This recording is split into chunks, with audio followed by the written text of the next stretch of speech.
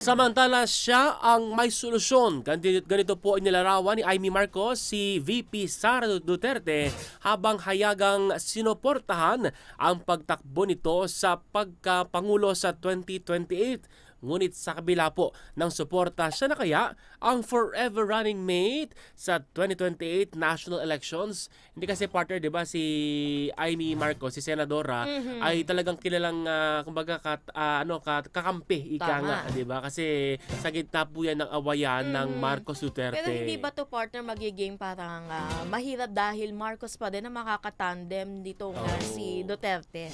Yun ang sinasabi ng iba, baka may president to, 'di ba? Mhm. Bad president. Okay. Yan po ang alamin natin sa report ni Pink Feliciano. Pink.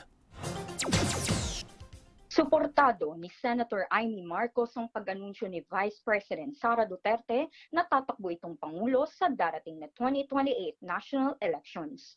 Ayon kay Marcos, ang pagpapahayag ng Vice Presidente ay pagtugon sa panawagan ng kanyang mga taga-suporta. Dagdag pa ng Senadora, taglay umano ng Vice Presidente ang tapang at malasakit ng kanyang ama, kasama ang karanasan sa pagtulong sa mga maralita, nangangailangan at pinagmalupitan. Samantala, hindi naman kinumpirma o pinasinungalingan ni Marcos kung siya ba ang magiging katandem ni Duterte bilang vice-presidente sa 2028. Ito ay matapos sabihin ni Senator Robin Padilla sa isang panayam na personal niya umanong isinusulong ang Sara Amy tandem.